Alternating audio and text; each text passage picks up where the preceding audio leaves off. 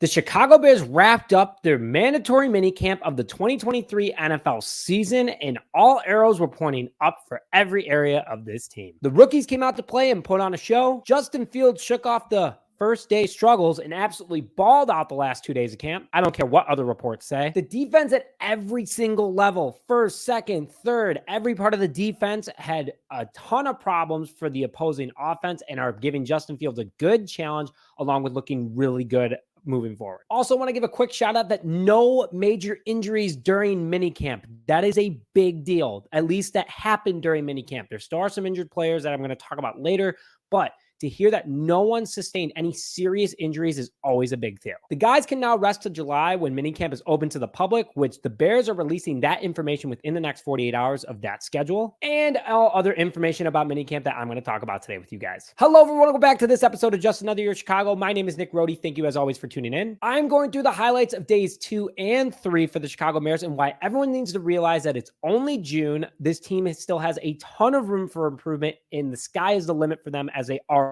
look fantastic. Before we begin this episode, please make sure you hit the like button on this video. Put your thoughts in the comment section below about what you think about minicamp and all the reports that came out. And also, I want to apologize. I don't own any of the rights to the video, so there are no official video highlights in here, but I will talk about what reporters saw. Also, please hit the subscribe button. Let's talk about the offense today. I'm going to hit on Justin Fields. A lot of people want to hear about him. On day 2, Fields and Moore connected multiple times on both short and deep routes, according to reports. There was a nice throw down the left sideline, and it was dropped perfectly over 2 defenders into Moore's hands, showing that Fields' accuracy has gone through the roof, and so far he's looking really good.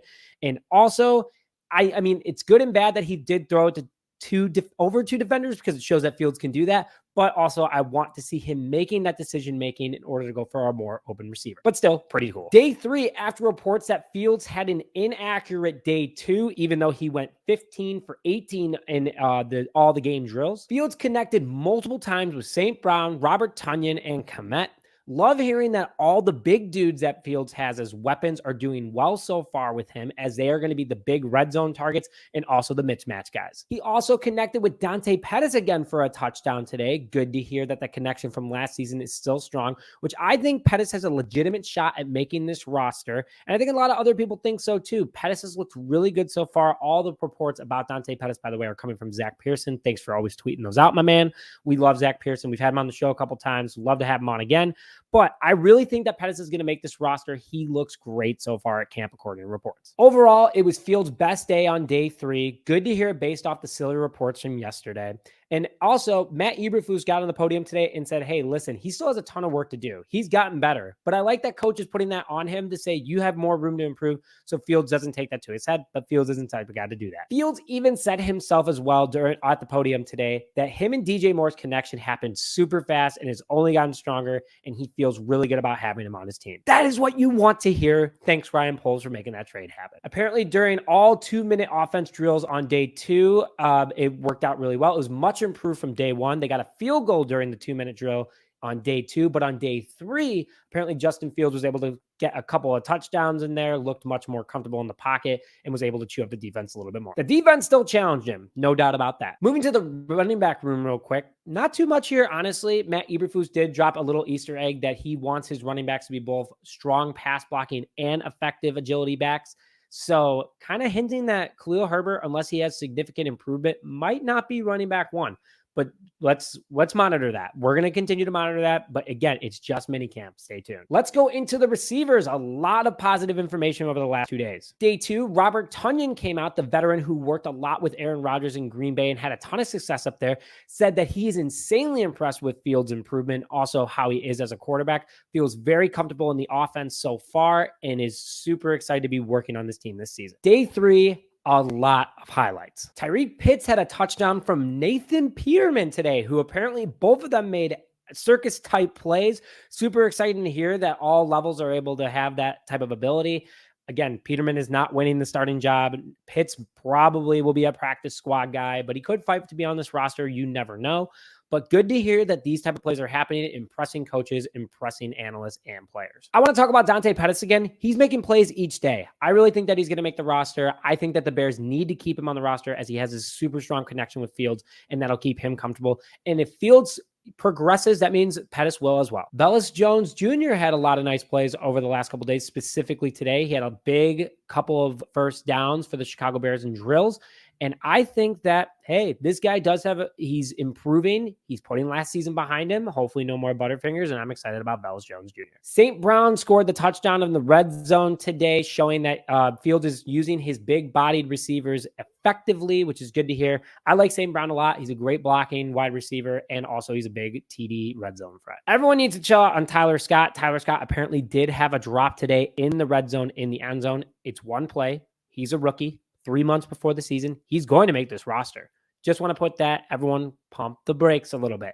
It did happen. He's going to improve off it. This kid wants it more than anyone I've seen so far, in my personal opinion.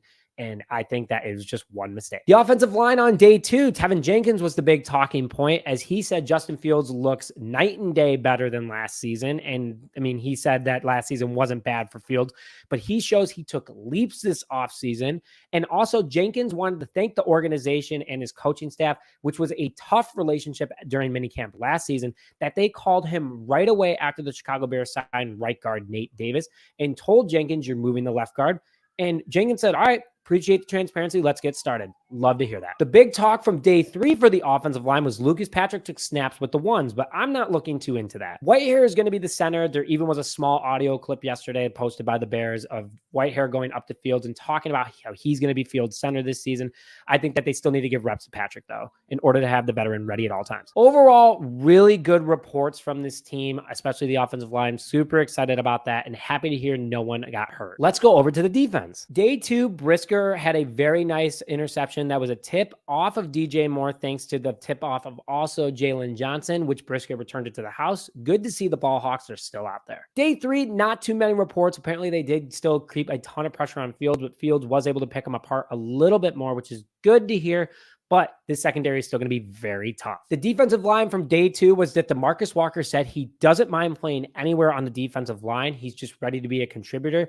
And also his teammates are already saying he's the tone of the defense in the locker room. And Walker also wants everyone to stop talking about the 2022 Chicago Bears, because that team is completely different than what this team is now. And I love to hear that because he's bringing the intensity. Day 3 news, though, Zach Pickens and Javon Dexter Sr. both got some reps with the ones, which is good to hear. Just to give them a little bit of ability, these guys do want to see if, Billings is going to be the guy starting, or Dexter, or Pickens, or Jones. Whoever the rotation is, this Bears defensive line rotation is going to be a lot scarier than people think, and I will put money on that. The linebackers from day 2 is Noah Swell has been filling in for the injured Jack Sanborn and making impressive plays by the coaches, according to Bears Report, and apparently he's making a good battle to take that starting spot. I love a little competition, but I think Sanborn's still going to get it, but it's going to be a great rotation overall. Day 3, no really big reports. Day 3 was mainly focused on the offense, according to Twitter. And again, want to talk about the injuries, is that there was no major injuries during camp, which is great. Chase Claypool was still out, but he was at House Hall all 3 days, and he was dressed up, but unfortunately wasn't playing. Darnell Mooney was still not seen, but he is healing up that injured ankle. Sorry about that, guys. But I'm excited about Darnell Mooney, excited about what he can do, and I'm not too worried about it yet. Whew, a lot of information from days 2 and 3, but super excited with what came out of veteran minicamp. Super excited about, the culture, the direction, everything that this team is doing, and you should be too. But put your thoughts in the comment section below about what you guys think. But with that, thank you very much for joining this episode of Just Another Year Chicago. My name is Nick Rohde. We'll see you guys next time.